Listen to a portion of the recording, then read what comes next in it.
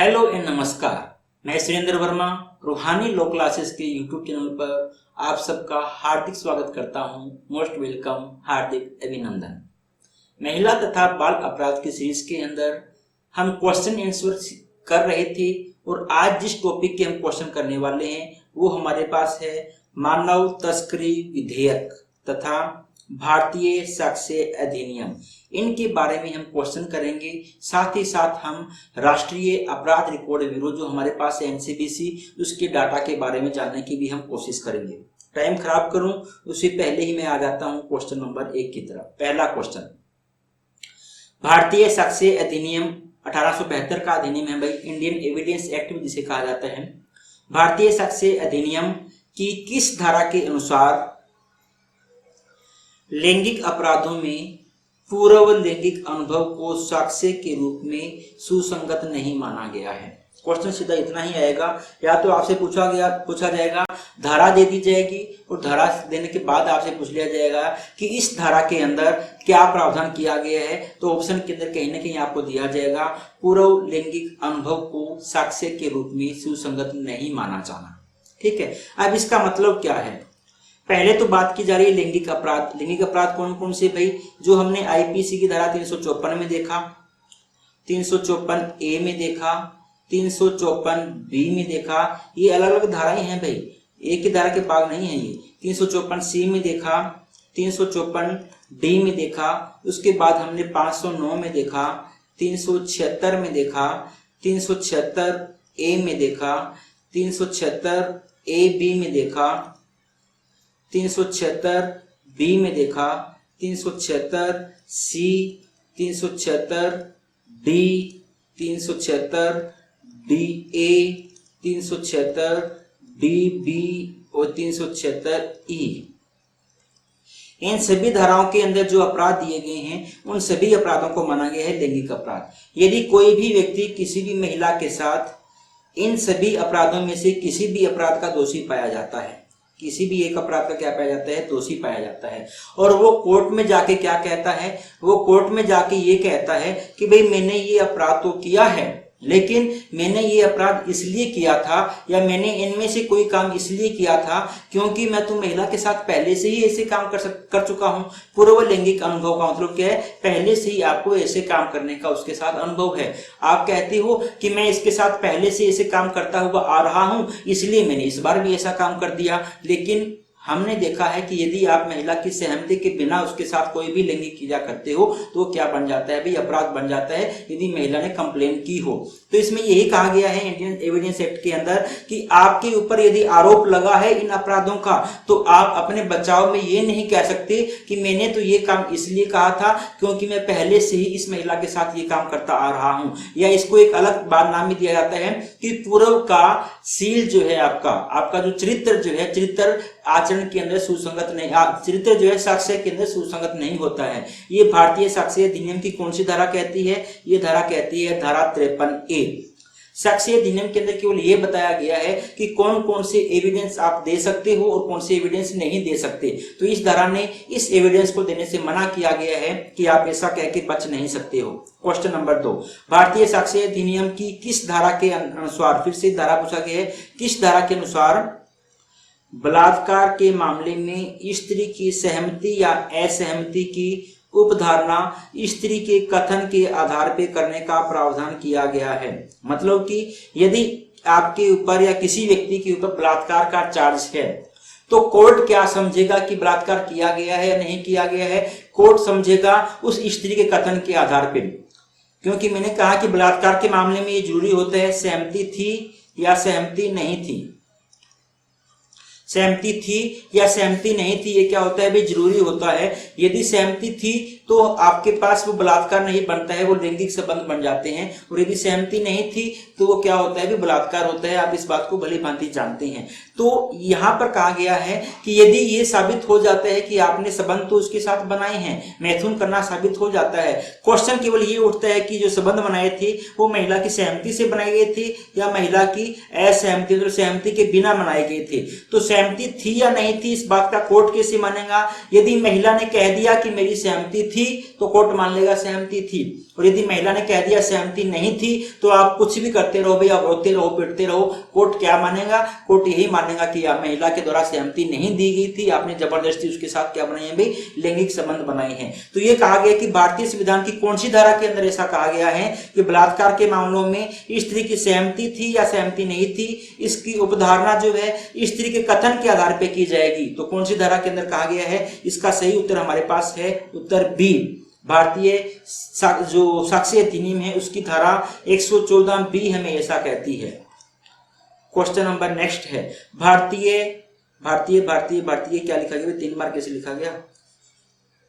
भारतीय साक्ष्य अधिनियम की किस धारा के अनुसार लैंगिक उत्पीड़न से संबंधित मामलों में स्त्री द्वारा आरोप लगाने पर तब तक अपराध के होने की उपधारणा की जाएगी, की जाने का प्रावधान है जब तक कि विपरीत साबित नहीं कर दिया जाए। केवल कौन सी मामले भाई? लैंगिक उत्पीड़न के मामले की हम बात कर रहे हैं, या यहाँ बात की जा रही है धारा 354 के मामले, 354 ए के मामले, 354 बी के मामले, 354 सी के मामले, 354 डी के मामला, या 509, 509 ए तथा 509 डी, इन मामलों की बात की जा रही है। यदि किसी महिला ने इन मामलों के लिए आपके ऊपर आरोप लगाया है, ध्यान से देखना इसका मतलब क्या है, यदि किसी महिला ने इन मामलों के लिए आपके ऊपर आरोप लगाया है तो कोर्ट ये मानेगा कि यदि महिला ने आरोप लगाया है ना, तो आरोप लगाने का मतलब है कि आपने वो काम किया है, आपने वो अपराध किया है। कोर्ट ये मानेगा कि आपने अपराध किया है केवल महिला के आरोप लगाने से।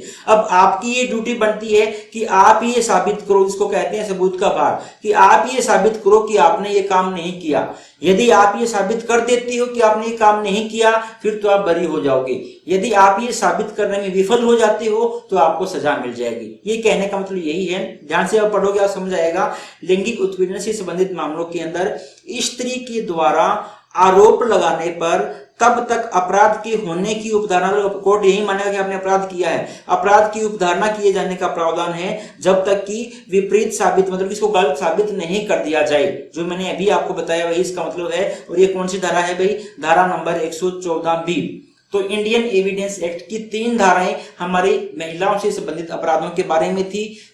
कौन सी धाराएं? हमने तीनों धाराएं पढ़ी है। पहली हमने धारा पढ़ी 53 ए धारा थी, दूसरी हमने पढ़ी 114 ए, और तीसरी हमने कौन सी पढ़ी भी? 114 बी। ये 3 धाराएं हमारे पास ऐसी हैं जो महिलाओं से संबंधित बात करती हैं। और एक धारा मैंने आपको पहले बताई थी, याद करो आप, 164 है ना, बलात्कार से पीड़ित महिला या लैंगिक उत्पीड़न से पीड़ित महिला के जो बयान दर्ज किए जाते हैं मजिस्ट्रेट के द्वारा, वो धारा 164 के तहत दर्ज किए जाते हैं। मैंने उसके अंदर आपको बताया था पॉक्सो एक्ट के अंदर जो बच्चे के बयान दर्ज होते हैं वो भी 164 के तहत ही दर्ज होते हैं। आगे हम चलते हैं।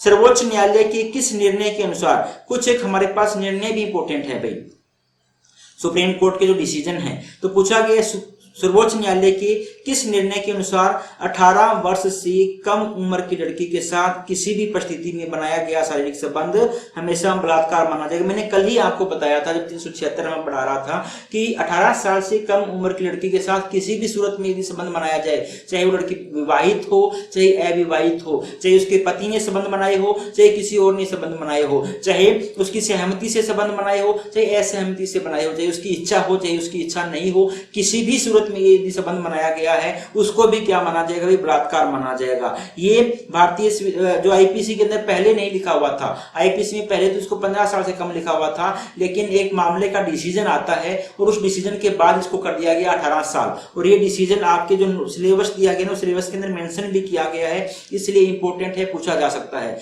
ये डिसीजन था भाई भारत संघ बनाम इंडिपेंडेंट थॉट्स, ये एक एनजीओ है इंडिपेंडेंट थॉट नाम का, उस एनजीओ ने क्या किया था, एक याचिका दायर की थी और उस याचिका पे भारत सरकार ने, सुप्रीम कोर्ट ऑफ इंडिया ने डिसीजन दिया था। भारत संघ बनाम इंडिपेंडेंट थॉट्स नाम से ये मामला था। उसमें क्या कहा था, 18 साल से कम की औरत के साथ किसी भी परिस्थिति के अंदर लैंगिक संबंध मनाया जाएगा, वो हमेशा क्या करेगा, बलात्कार ही कहलाएगा।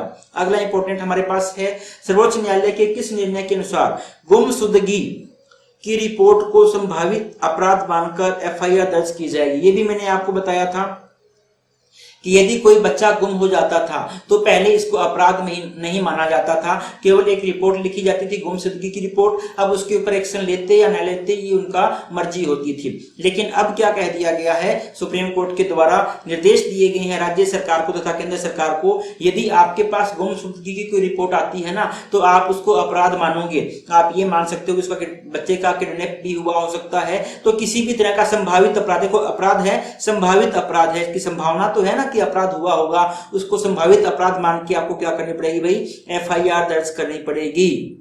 ये कौन से केस में कहा था, ये कहा था बचपन बचाओ आंदोलन केस के अंदर। कौन सा केस था भाई, बचपन बचाओ। बचपन बचाओ भी हमारे पास एक एनजीओ था और बचपन बचाओ आंदोलन केस जो सुप्रीम कोर्ट में चला था उसमें सुप्रीम कोर्ट ने ऐसा कहा। क्वेश्चन नेक्स्ट हमारे पास है, राजस्थान उच्च न्यायालय की किस निर्णय के अनुसार कार्यस्थल पर महिलाओं की यौन अपराधों से सुरक्षा अधिनियम का जन्म हुआ। मैंने ये जब आपको ये करवा रहा था मैं कार्यस्थल पर महिलाओं की यौन अपराधों से सुरक्षा, उस टाइम भी मैंने आपको बताया था वैशाखा नाम का एनजीओ था, उसके नाम पे ही गाइडलाइन जारी की गई थी राजस्थान हाई कोर्ट के द्वारा, वैशाखा गाइडलाइन। और इसका रीजन क्या था, एक भंवरी नाम की आशा वर्कर थी और भंवरी नाम की आशा वर्कर के साथ उसने बाल विवाह को रोकने का प्रयास किया था और जिस परिवार का उसने बाल विवाह रुकवाया था उस परिवार के कुछ लोगों ने उसके साथ क्या किया था भी, सामूहिक बलात्कार किया था। तो वैशाखा जो एनजीओ था उसने माना था कि जो भंवरी अपनी ड्यूटी को डिस्चार्ज कर रही थी, कार्यस्थल के ऊपर थी, उस कार्यस्थल पे उसके साथ क्या हुआ है, यौन हिंसा हुई है। उसने हाई कोर्ट के अंदर याचिका दायर की थी और हाई कोर्ट ने वैशाखा गाइडलाइन दी थी और वही उसी गाइडलाइन के तहत क्या हुआ भाई, इस एक नए अधिनियम का जन्म हुआ था। लगभग वही प्रोविजन इस अधिनियम के अंदर है जो राजस्थान हाई कोर्ट ने कहे थे। और ये क्वेश्चन भी इंपॉर्टेंट है, यहां तक कि ये क्वेश्चन जो है लास्ट ईयर के एग्जाम के अंदर आ भी चुका है। क्वेश्चन नंबर 7, मानव तस्करी अधिनियम विधेयक। देखो भाई ये विधेयक है, ये कानून नहीं बन पाया। मैंने आपको पहले भी बताया था कि इस विधेयक को लोकसभा के अंदर पेश किया गया था, लोकसभा ने इस विधेयक को पास भी कर दिया था, लेकिन ये विधेयक राज्यसभा के अंदर पास नहीं हुआ। शायद राज्यसभा के अंदर पेश ही नहीं किया हो, राज्यसभा के अंदर पास नहीं हुआ तो ये कानून नहीं बन पाया। आप जानते हो कोई बिल जो है ना, कोई बिल तब तक एक्ट नहीं बनता है जब दोनों हाउस के द्वारा पास किए जाने के उपरांत राष्ट्रपति उसके ऊपर साइन नहीं करते। तो ये बिल नहीं बन पाया, ये जो एक्ट नहीं बन पाया, अधिनियम नहीं बन पाया, इसलिए इसको क्या कहा है हमने भाई, विधेयक कहा है। ज्यादा इंपॉर्टेंट नहीं है, लेकिन जो 2-3 क्वेश्चन बन सकते हैं उन क्वेश्चन की हम चर्चा कर लेते हैं। पहला, ये किस मंत्रालय के द्वारा पेश किया गया था, तो ये गृह मंत्रालय, विधि मंत्रालय, मानव संसाधन मंत्रालय या महिला और बाल विकास। ठीक है, इसका सही उत्तर हमारे पास क्या है, महिला और बाल विकास मंत्रालय के द्वारा इसे पेश किया गया था। उस टाइम जो मेनका गांधी है, मेनका गांधी उस टाइम हमारी महिला तथा बाल विकास मंत्रालय की मंत्री हुआ करती थी। मानव तस्करी रोकथाम सुरक्षा व पुनर्वास विधेयक 2018 लोकसभा में कब पेश किया गया, मैंने कहा लोकसभा के अंदर ही पेश किया गया था। ये लोकसभा के अंदर पेश किया गया था 18 जुलाई 2018 को। 18 जुलाई 2018 को लोकसभा के अंदर पेश किया जाता है और बहुत ही जल्द इसको लोकसभा के द्वारा पास भी कर दिया जाता है भाई, बहुत ही जल्द। कितने दिनों के अंदर, 7 दिनों के अंदर 26 जुलाई 2018 को लोकसभा के द्वारा इसे क्या कर दिया गया भाई, पास कर दिया गया। ये तो पेश होने की तारीख है और ये पास होने की तारीख है या पारित होने की तारीख है, लेकिन राज्यसभा के अंदर इसको पास नहीं किया गया था। इंपॉर्टेंट है। उसके बाद हम बात करते हैं कुछ सिंपल प्रोविजंस। भारतीय कानूनों के अनुसार किस समयावधि के दौरान सामान्यतः किसी महिला अपराधी को गिरफ्तार नहीं किया जा सकता है। कि आपने किसी महिला को गिरफ्तार करना है तो आपको टाइम का भी ध्यान रखना पड़ता है। वो कौन सा टाइम है जब महिला को गिरफ्तार नहीं किया जा सकता, सामान्य परिस्थितियों के अंदर। देखो यहाँ लिखा हुआ है सामान्य परिस्थितियों के अंदर। यदि विशेष परिस्थितियां हैं ना, तो विशेष परिस्थितियों के अंदर तो महिला को किसी भी टाइम में गिरफ्तार किया जा सकता है, लेकिन विशेष परिस्थिति के अंदर आपको यह ध्यान रखना पड़ता है। पहले मैं यहाँ की बात नहीं कर रहा, विशेष परिस्थिति पे आ चुका हूं। विशेष परिस्थितियों में आपको यह ध्यान रखना पड़ता है नंबर 1 तो किसी न किसी जो लेडी जो पुलिस अधिकारी है, महिला पुलिस अधिकारी है, उसके द्वारा ही अरेस्ट किया जाएगा। दूसरा, महिला पुलिस अधिकारी क्या करेगी भाई, एक एप्लीकेशन भेजती है, एक एप्लीकेशन देगी जो हमारा प्रथम वर्ग न्यायिक मजिस्ट्रेट है उसको, प्रथम वर्ग न्यायिक मजिस्ट्रेट को एक एप्लीकेशन दी जाती है। और यदि प्रथम वर्ग न्यायिक मजिस्ट्रेट अनुमति दे देते हैं कि उस महिला को अरेस्ट कर लिया जाए, तो एक महिला पुलिस अधिकारी के द्वारा उस महिला को रात किसी भी टाइम के अंदर अरेस्ट किया जा सकता है। ये तो विशेष प्रावधान है। लेकिन यदि जनरल प्रावधान की हम बात करते हैं तो महिला को रात के टाइम में अरेस्ट नहीं किया जा सकता, महिला को रात के टाइम में अरेस्ट नहीं किया जा सकता। रात का टाइम कौन सा हुआ, रात का टाइम हुआ सूर्यास्त के बाद, जब हमारा सूर्य अस्त हो गया है उसके बाद का टाइम तथा सूर्योदय से पहले का टाइम। तो हमारे पास सही उत्तर क्या है भाई, डी उत्तर सही है। सूर्यास्त के बाद तथा सूर्योदय से पहले, सूर्यास्त के बाद तथा सूर्योदय से पहले किसी महिला को अरेस्ट नहीं किया जाएगा। यदि टाइम की बात करूं ना तो मोस्टली सूर्यास्त के बाद का टाइम जो है ये माना गया है शाम के जो 6 PM है, रात के 6 बजे से लेके जो सुबह के अर्ली मॉर्निंग के 6 PM है, उस टाइम के दौरान जो 12 घंटे है ना, उस टाइम के दौरान महिला को अरेस्ट नहीं किया जा सकता है। नेक्स्ट पॉइंट, दंड प्रक्रिया संहिता के अनुसार महिला से पूछताछ यदि इंक्वायरी करनी है, महिला से पूछताछ किए जाने के संबंध में किए गए प्रावधानों के बारे में असत्य कथन छांटना है आपने। महिला से इंक्वायरी की जानी है, उसके बारे में आपने बताना है कि असत्य कथन कौन सा है। पहला, यदि गर्भवती महिला से पूछताछ की जानी है तो उसके दौरान उसका सहयोगी उसके साथ उपस्थित रहना चाहिए। बिल्कुल सही है भाई, यदि इंक्वायरी जो की जानी है गर्भवती महिला से की जानी है तो कंपलसरी है कि उसके साथ उसकी एक सहयोगी होनी ही चाहिए। दूसरा, यदि नाबालिग महिला से पूछताछ की जानी है तो उसके दौरान उसके अभिभावक या माता पिता उपस्थित होना चाहिए। ये कथन भी सही है, लेकिन हमें तो देखना है असत्य कथन कौन सा है। नेक्स्ट पॉइंट, पुलिस थाने में रात के समय पूछताछ के दौरान महिला का कोई साथी उसके साथ उपस्थित होना चाहिए। पुलिस थाने में रात के समय पूछताछ, ये गलत है भाई। यदि आपको महिला से रात के टाइम में पूछताछ करनी है ना तो पुलिस थाने में पूछताछ हो ही नहीं सकती है। रात के टाइम में पूछताछ करनी है तो आपको कहां जाना पड़ेगा, रात के टाइम पूछताछ करने के लिए आपको जाना पड़ेगा महिला के घर में। आप महिला को किसी भी सूरत के अंदर पूछताछ करने के लिए रात के टाइम महिला को नहीं बुला सकते हो, उसके घर में जाना पड़ेगा। और घर में केवल और केवल कौन जा सकता है भाई, केवल और केवल महिला पुलिस अधिकारी ही जा सकता है। कोई पुरुष पुलिस अधिकारी महिला से जानकारी लेने के लिए, पूछताछ करने के लिए उसके घर में नहीं जा सकता। तो ये पॉइंट हमारा क्या हो गया, गलत हो गया। तो जो हमने जानना था असत्य, तो हमारा उत्तर क्या हो जाएगा, सी हमारा इसका सही उत्तर हो जाएगा। और अगले हमारे पास क्या है, महिला से पूछताछ महिला पुलिस अधिकारी की, तो ऑब्वियस है भी महिला से पूछताछ करनी है तो महिला पुलिस अधिकारी ही करेगी। ये तो हमारे पास जनरल क्वेश्चन थे।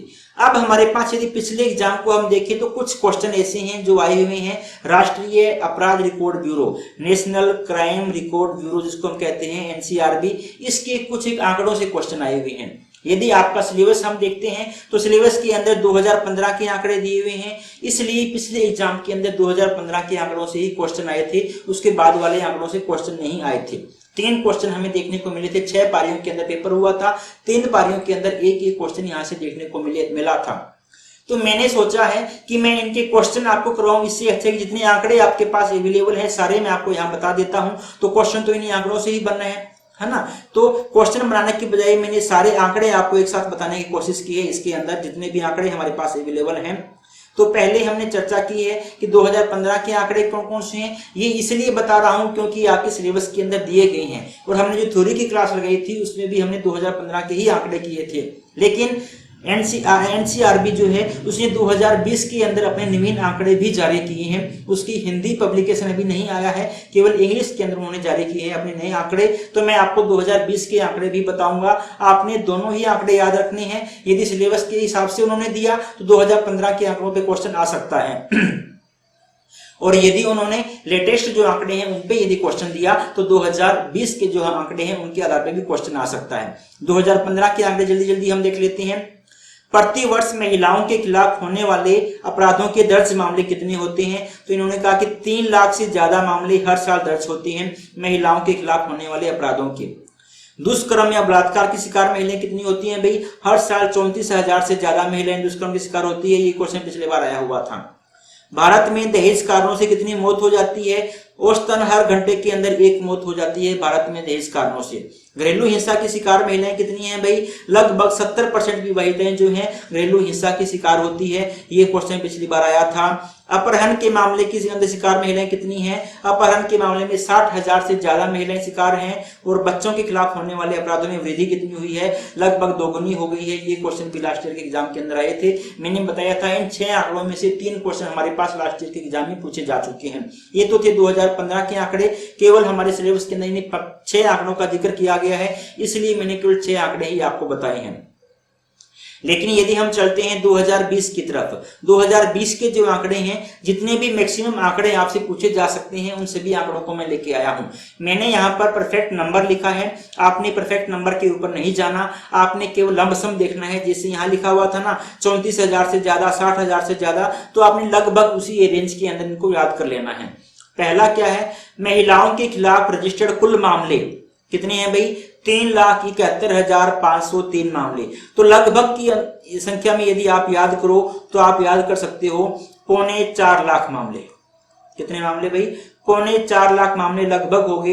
इतने मामले महिलाओं के बारे में रजिस्टर्ड हुए हैं। कौन से साल की बात कर रहा हूं मैं? केवल और केवल 2020 की बात कर रहा हूं। और 2019 के साथ कंपैरिजन करते हैं तो पिछले साल की बजाय इस बार 8.3% की कमी देखी गई है, गिरावट देखी गई है। इंपॉर्टेंट है, क्वेश्चन यहां से आ सकता है। नेक्स्ट है दहेज क्रूरता के मामले। दहेज के मामले में आपको तंग किया गया हो या घरेलू हिंसा के मामले कह सकते हैं। दहेज क्रूरता के जो मामले हैं वो 1,10,000 से ज्यादा मामले हमारे पास आए हैं। और कुल जो मामले हैं ना उनका 30% मैक्सिमम जो मामले हैं दहेज क्रूरता के आए हैं।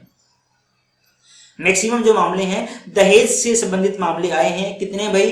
कुल का 30% मामले, 1,10,000 मामले, 1,10,000 से भी ज्यादा मामले किसके आए भाई? दहेज के मामले आए हैं। तो क्वेश्चन इस हिसाब से भी हो सकता है महिलाओं के खिलाफ होने वाले अपराधों में 2020 के अंदर सबसे ज्यादा मामले किस अपराध से संबंधित थे? तो दहेज से संबंधित अपराध जो हमारे पास अपराध होते हैं उससे संबंधित थे भाई। उसके बाद हमारे पास है लज्जा भंग के मामले। लज्जा भंग के मामले 354 के जो मामले हैं, लज्जा भंग के मामले दूसरे नंबर पर रहे थे। हमारे पास 85,000 से भी ज्यादा मामले आए थे। और कुल अपराधों का 23% जो है लज्जा भंग के मामले हमारे पास आए थे।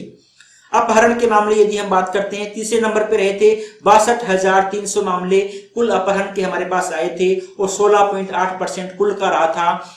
अपहरण के मामलों के अंदर 2 डाटा दिया गया है। एक जगह पे लिखा गया है 62,300 मामले और दूसरी जगह पे लिखा गया है 73,721 मामले। तो इसको मैं नेगलेक्ट करता हूं, हमें केवल यही याद रखना चाहिए 62,300 मामले, 60,000 से ज्यादा, इस तरह से आपसे पूछा जा सकता है, या 62,000 से ज्यादा, ये आपसे ऑप्शन में दिया जा सकता है, या कुल का 16.8%। तो नंबर फर्स्ट पे रहा था हमारे पास दहेज क्रूरता के मामले, नंबर सेकंड पे रहे थे लज्जा भंग के मामले और नंबर थर्ड पे हमारे पास रहे थे अपहरण के मामले।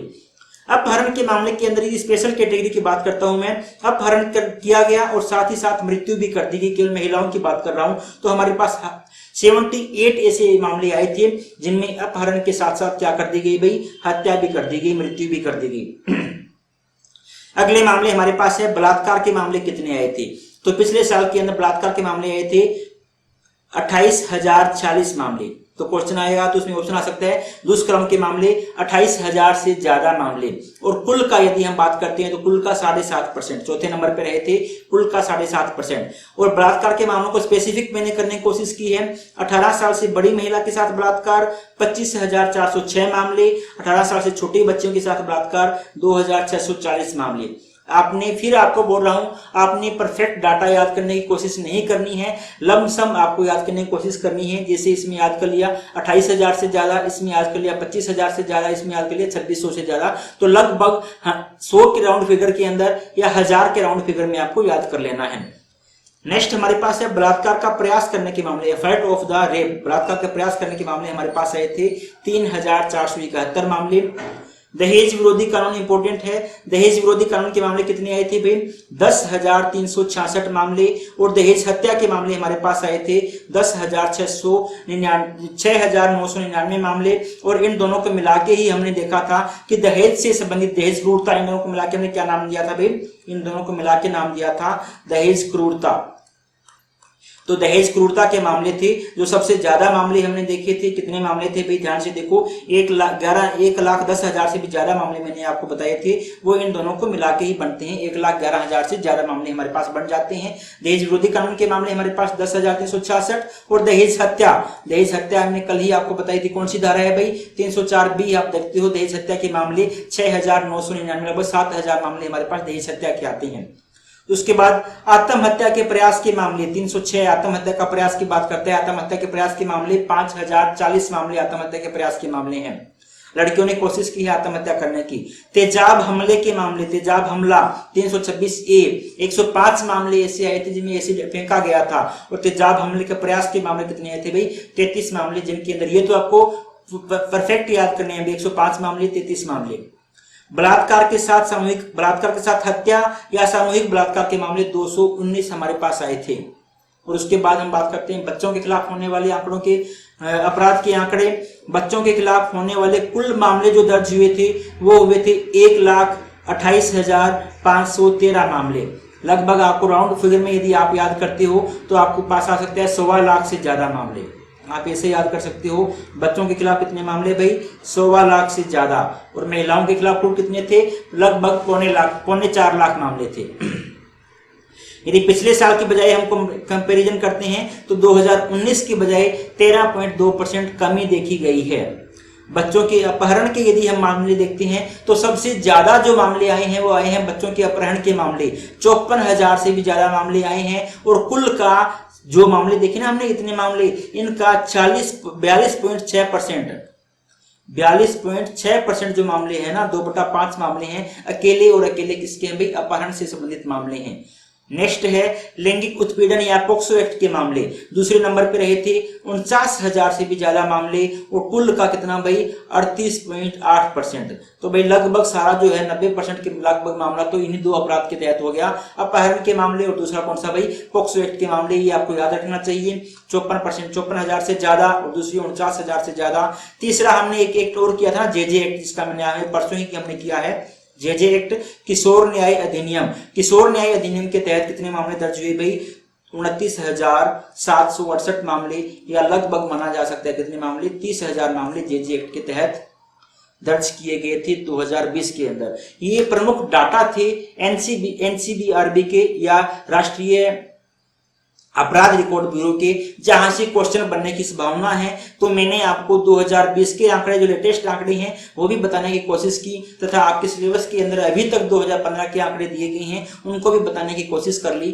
तथा साथ ही साथ हमारे लिए महिला तथा बाल अपराध के बारे में जितने भी क्वेश्चन बन सकते थे, हर एक क्वेश्चन को मैंने करवाने की कोशिश कर दी है। उम्मीद करता हूं आपके एग्जाम के अंदर इससे ज्यादा क्वेश्चन या इससे बाहर क्वेश्चन बनने की एक भी संभावना नहीं हो। आप इन क्वेश्चनों का बार बार रिवीजन करना, एक एक वीडियो को 2-2, 3-3, 4-4 बार देखने की कोशिश करना, ताकि हर एक क्वेश्चन आपके दिमाग में छप जाए। हम कुछ दिनों के बाद जब आप सारे क्वेश्चन कर लोगे तो मैं कुछ 4-5 मॉडल पेपर लेके आऊंगा, जिसके अंदर ये क्वेश्चन तो होंगे ही, इन क्वेश्चन को बदली हुई भाषा के अंदर भी मैं आपके सामने प्रस्तुत करूंगा। 5 या 6 मॉडल पेपर हम देखेंगे ताकि आपकी तैयारी और भी मुकम्मल हो सके।